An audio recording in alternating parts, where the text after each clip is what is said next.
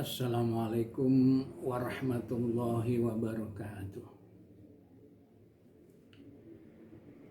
Bismillahirrahmanirrahim. Alhamdulillahi rabbil alamin. Wa bihi nasta'inu ala umuri dunya waddin. Wassalatu wassalamu ala asrafil anbiya'i wal mursalin sayyidina wa habibina wa syafi'ina wa maulana Muhammadin wa ala alihi wa sahbihi ajma'in, amma ba'd. Ma'asyiral muslimin wal muslimat rahimakumullah. Alhamdulillah wa syukrulillah.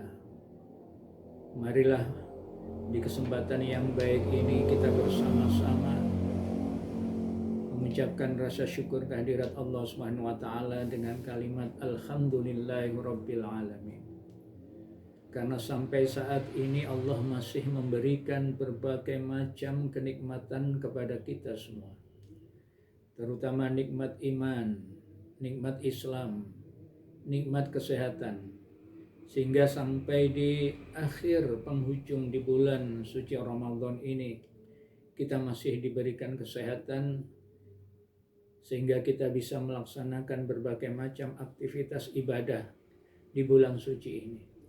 Mudah-mudahan semua amalan-amalan ibadah yang sudah kita kerjakan terutama di bulan suci Ramadan ini diterima oleh Allah Subhanahu wa taala. Yang kedua, marilah sholawat beserta salam terus kita haturkan pada junjungan kita Nabi Agung, Nabi akhir zaman, pemimpin para nabi, khairul anbiya wal mursalin, dengan ucapan Allahumma shalli ala Sayyidina Muhammad wa ala ali Sayyidina Muhammad.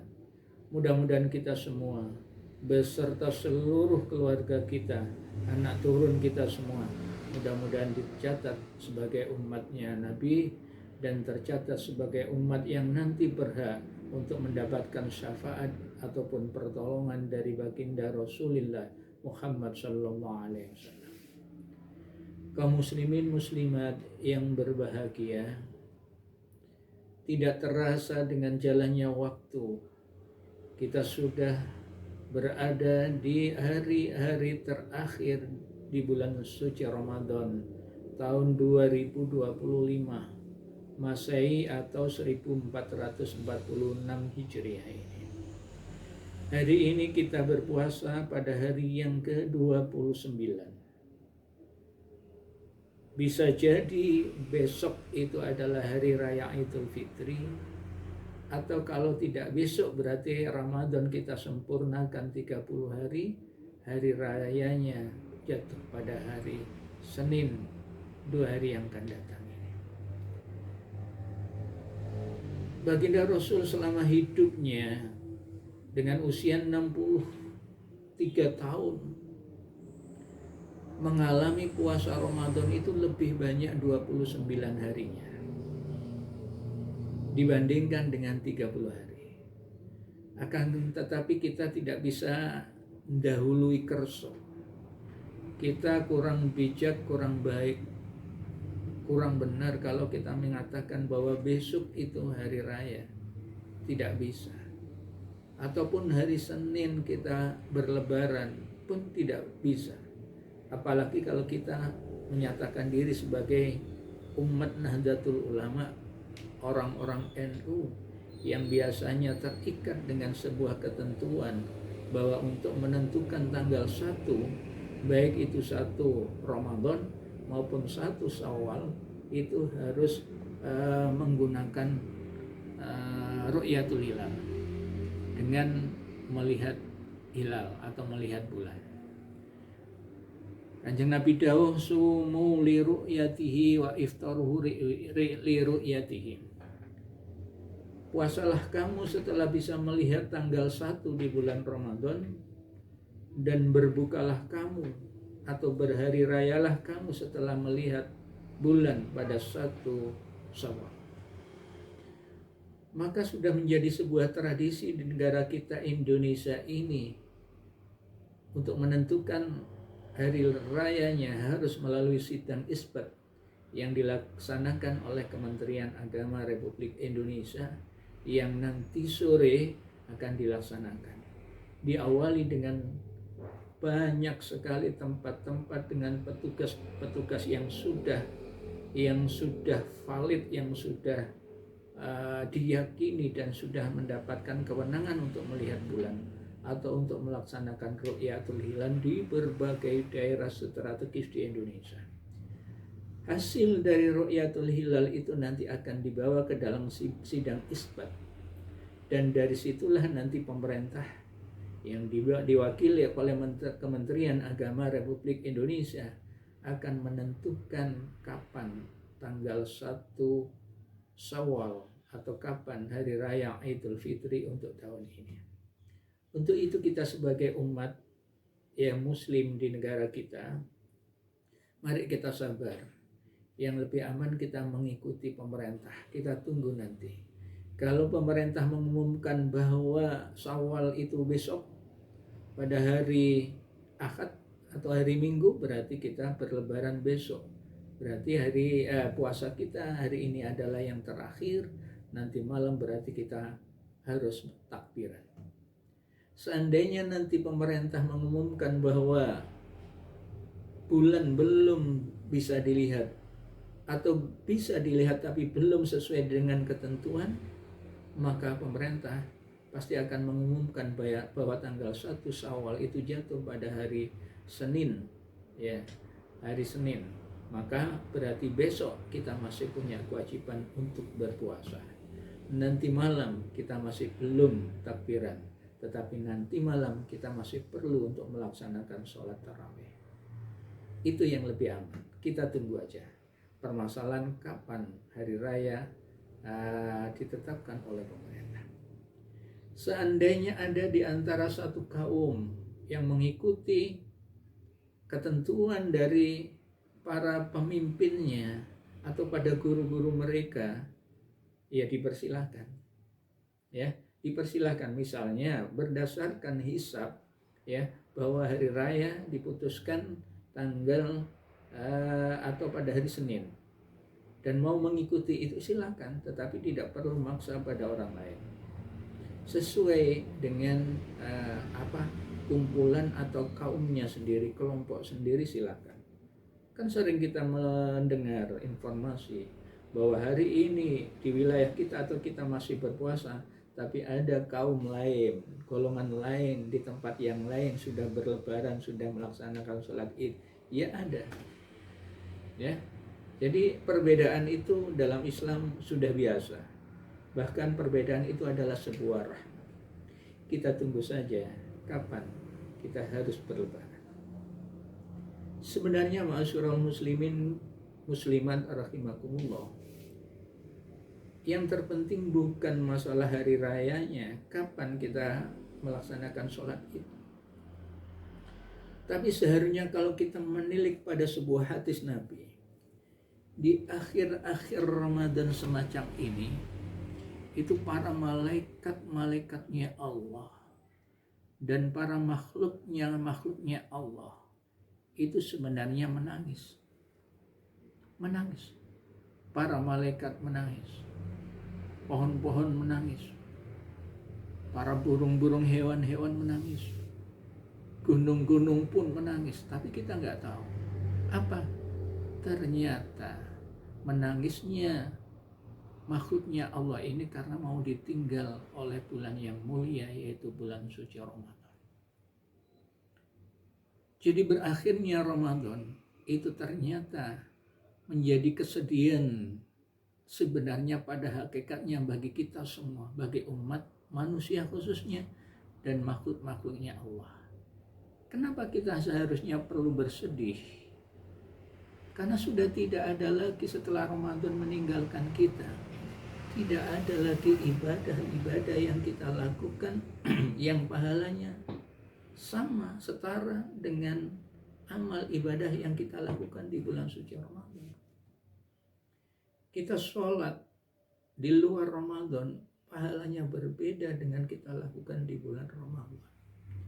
Kita baca Al-Quran di luar bulan Ramadan berbeda pahalanya dengan kita baca di bulan Ramadan. Bersedekah di bulan yang lain selain Ramadan berpahala, tapi pahalanya tidak sama dengan kita lakukan di saat bulan Ramadan itu ada. Karena semua amalan ibadah yang kita kerjakan di bulan Ramadan itu pahalanya dilipat gandakan oleh Allah Subhanahu wa Ta'ala. Dikala Ramadan meninggalkan kita, maka pahala-pahala itu kembali semula seperti sebelum Ramadan. Maka dari itulah banyak makhluk-makhluknya Allah, termasuk malaikatnya Allah, itu menangis sebenarnya dengan ditinggalkannya bulan suci Ramadan. Tapi realita di lapangan seperti sebaliknya. Dikala kita ditinggalkan oleh bulan suci Ramadan dan masuk pada satu Syawal atau hari raya Idul Fitri, bergembiralah kita semua dengan memakai pakaian yang baru, kopiah baru, baju baru, sarung celana baru, sepatu sandal baru, segala sesuatu serba baru. Tidak boleh? Boleh. Ya, boleh itu. Tapi sebenarnya pada prinsipnya, pada hakikatnya, harusnya yang baru itu adalah keyakinan kita, iman kita, ketakwaan kita pada Allah. Setelah dalam satu bulan kita dididik, diterpa, diuji untuk memenuhi kewajiban ibadah pada Allah dengan penuh kesabaran dan keikhlasan. Seharinya setelah ditinggalkan Ramadan kita bangga, bahagia, senang. Kenapa? Dosa-dosa kita diampuni oleh Allah. Karena puasa kita, dosa kita diampuni oleh Allah. Man shoma ramadanan imanan wa ihtisaban ghufira lahu ma taqaddama min dhanbi. Barang siapa yang berpuasa di bulan suci Ramadan, ikhlas semata-mata hanya berharap ridha Allah, berharap pahala dari Allah, maka semua dosa-dosa kita diampuni oleh Allah. Siapa yang mengerjakan sholat tarawih lengkap, sempurna, benar sesuai dengan syariat Allah dan tuntunan baginda Rasul, imanan wa ihtisaban ghufira lahu ma taqaddama min dhanbi, juga diampuni semua dosa-dosa yang pernah kita. Apapun yang kita kerjakan ibadah di bulan suci Ramadan, kalau kita simpulkan muaranya satu, semua dosa-dosa kita diampuni oleh Allah Subhanahu wa Ta'ala. Ini yang harusnya kita syukuri, ini yang harus sebenarnya kita banggakan. Sungguh sangat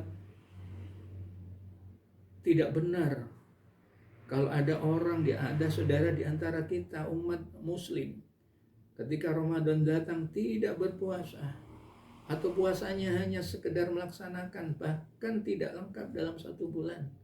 Tarawihnya tidak dilaksanakan, zakatnya tidak dikerjakan, Al-Qur'annya tidak dibaca.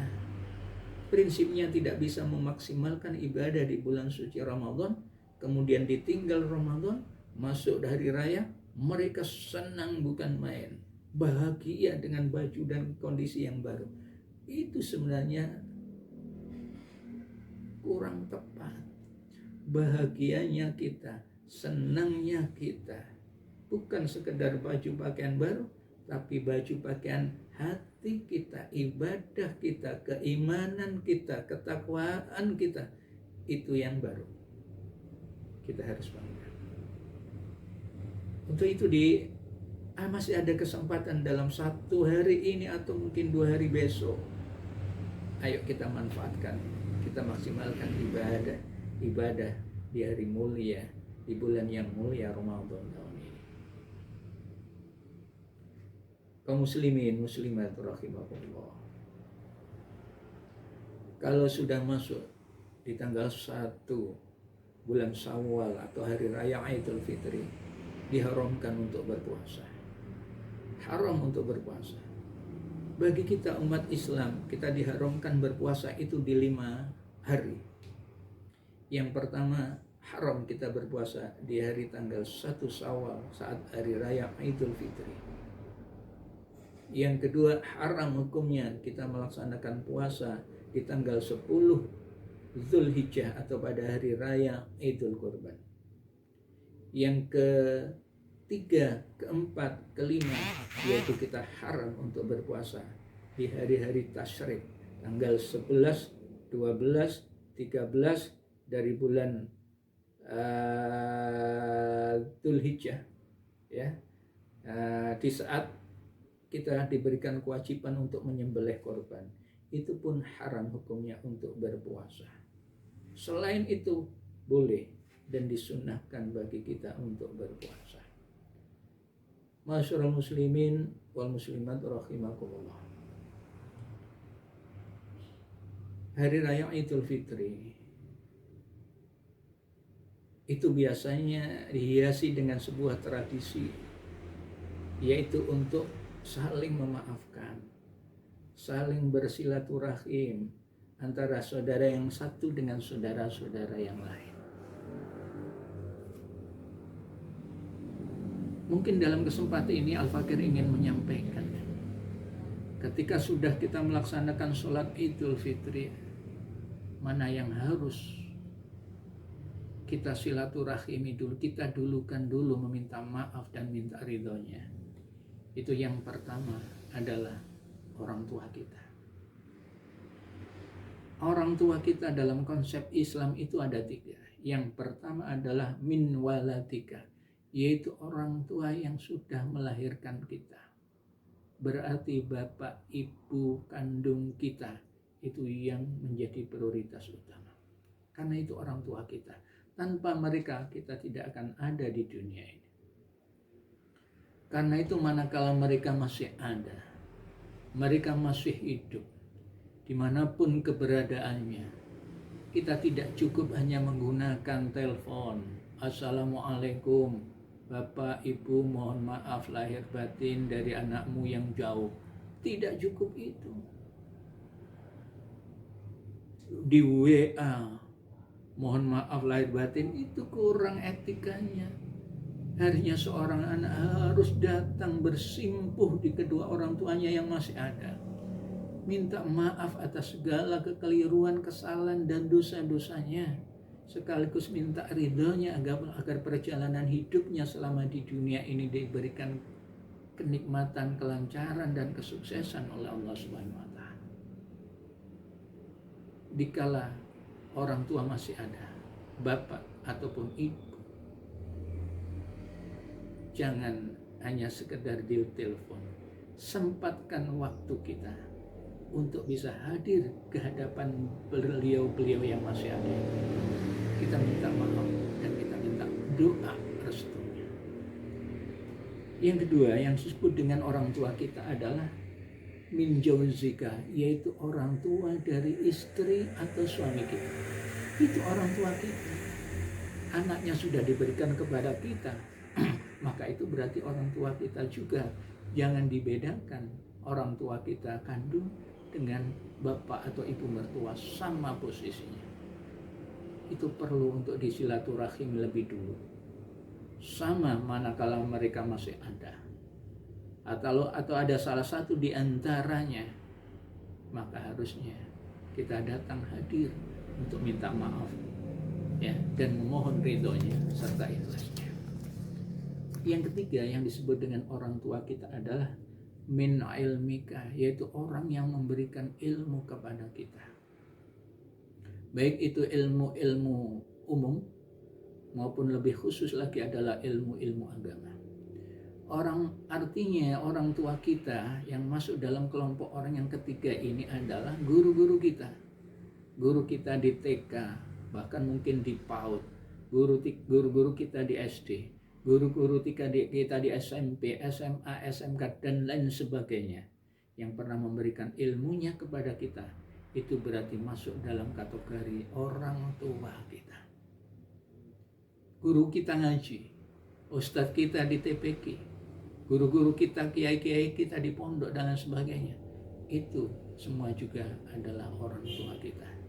Itu golongan pertama yang masuk dalam orang tua yang harus kita lebih dulukan dikala kita selesai sholat Id. Pertanyaannya, manakala kedua orang tua kita sudah tidak ada, Maka apa yang kita lakukan?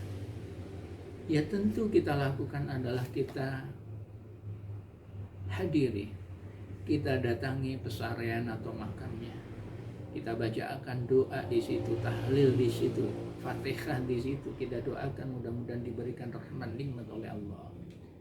Yang baik-baik kebiasaan di dunia kita lanjutkan. Kita mensilaturahmi saudara-saudara dari kedua orang tua kita. Kita berikan sedekah-sedekah kita dengan niatan untuk kedua orang tua, itu adalah anak-anak yang bagus. Yang dikala orang tuanya sudah tidak ada, itu yang harus dilakukannya. Kaum muslimin muslimat rahimakumullah.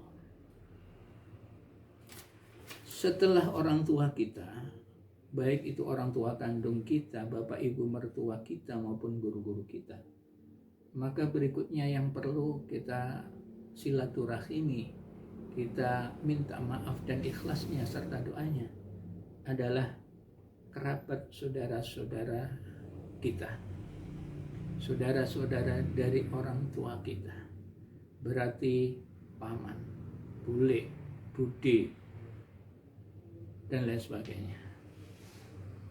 Kerabat-kerabat kita, saudara-saudara kita itu adalah kelompok orang yang kedua yang harus kita silaturahimi. Kemudian setelah itu adalah tetangga-tetangga kita yang dekat berdempetan dengan rumah-rumah kita. Kenapa demikian? Karena mereka itu adalah saudara-saudara kita yang terdekat. Walaupun secara nasab tali keturunan tidak ada, tapi mereka kan yang lebih dulu tahu terhadap hal ikhwal kita. Kalau kita merasa kesusahan perlu bantuan, sementara saudara-saudara kita jauh, tidak mungkin itu. Maka yang mungkin adalah tetangga-tetangga kita di sebelah kanan kiri kita. Itu adalah saudara-saudara kita yang perlu mendapatkan prioritas juga untuk kita silaturahimi di hari raya Idul Fitri, untuk minta maaf dan minta doa restunya. Baru setelah itu adalah kaum muslimin, muslimat, saudara kita, teman kita, di kampung kita, di masyarakat kita, di kantor kita, dan lain sebagainya. Tidak jeleknya, tidak ada mudaratnya. Setiap ketemu dengan siapapun, kita bisa meminta maaf kepada mereka, yang kenal maupun yang tidak kenal. Kaum muslimin muslimat rahimakumullah, silaturahim itu penting. Silaturahim itu penting karena manfaatnya sangat banyak. Dalam sebuah hadis Nabi, barang siapa yang kepingin umurnya itu dipanjangkan, dalam artian umurnya itu barokah, kemudian rezekinya dilancarkan, kuncinya satu, silaturahim. Silaturahim. Ada sebuah kisah bahwasanya ada seseorang yang lewat di depan rumahnya Nabi Sulaiman. Nah, Nabi Sulaiman itu adalah seorang nabi yang akrab sekali dengan malaikat pencabut nyawa, yaitu malaikat Israel. Suatu saat seseorang itu sedang berbicara, sedang bersenda gurau, sedang bercengkerama dengan Nabi Sulaiman. Nah, kemudian ada seseorang yang lewat di depan rumahnya Nabi Sulaiman itu jalan itu ya. Maka kemudian Nabi Sulaiman mengatakan kepada temannya atau tamunya yang diajak ngobrol itu tadi ya, tahukah saudara bahwa orang yang lewat di depan rumah saya itu adalah orang yang umurnya di dunia ini tinggal 3 hari. Mohon maaf, bercengkeramanya Nabi Sulaiman ini bukan dengan sahabatnya, tapi langsung bercengkerama, berbicara omong-omongan dengan malaikat Israel. Ya, dikisahkan itu. Jadi malaikat Israel menyampaikan kepada Nabi Sulaiman, tahukah engkau bahwa orang yang jalan di depan rumahmu ini, jatah hidupnya di dunia ini catatan takdirnya Allah terhadap orang ini hanya tinggal 3 hari. Berarti 3 hari besok orang ini meninggal. Ini catatannya sudah ada, perintah untuk mencabut nyawa orang itu sudah ada. Biasanya 40 hari dari sebelum kematiannya itu malaikat Israel itu sudah terima SK untuk mencabut itu. Kalau sudah ada SK berarti tidak akan salah.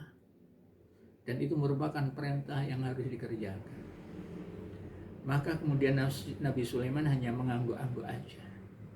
Tapi dalam hatinya, benarkah orang yang lewat di depan rumah saya itu nanti 3 hari akan meninggal? Ya perlu dibuktikan. Sesuatu kalau hanya sekedar omongan tanpa bukti yang nanti dianggap hoax ya, fitnah. Maka ditunggulah oleh Nabi Sulaiman orang itu. Maka ketika besoknya orang itu lewat di depan Nabi Sulaiman masih, karena memang belum jatahnya 3 hari ya. Setelah 3 hari dari percakapan Nabi Sulaiman dengan malaikat Israel tiba, sampai 3 hari setelah itu, lah ternyata orang itu masih lewat.